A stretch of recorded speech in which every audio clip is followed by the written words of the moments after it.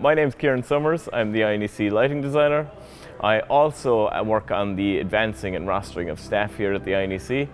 I had just finished putting together the second quarter roster back at the beginning of March. It was looking like being one of the busiest year in over a decade here. Within 1 week, the entire venue was shut down and we were all unemployed. And we did not do another event for almost 6 months. Thankfully, we received a grant from the Department of Culture, and as a result of that, we've been able to generate employment for over 200 people during the duration of the project. All highly skilled workforce from within the industry, both internally and externally, coming together to produce really valuable content for all the acts to ensure that their profile is maintained in the industry and that people still connect with them through their music. It's been great to have some life back in the venue again and seeing the crew and artists do what they really do best.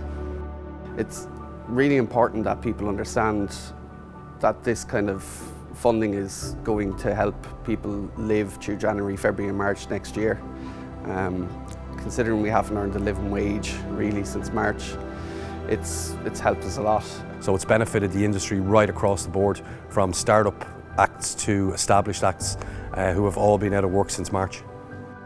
This project has created a lot of employment. The concert deck crew is 12 just on its own.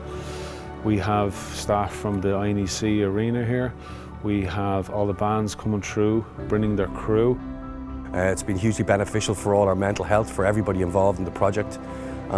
It's been very difficult for the industry. We've been shut down effectively since March. And in an industry that's so fast-paced and you're used to being busy all the time, to come to that shutdown position was very difficult for a lot of people. So you can really see the benefit to everybody that this project has generated. So it is absolutely great to be able to do what we're doing here over the last week and 2 weeks and work and employ so many great artists and creative techies. And I just want to say thank you to the department for funding us, and hopefully there will be more of this in the future.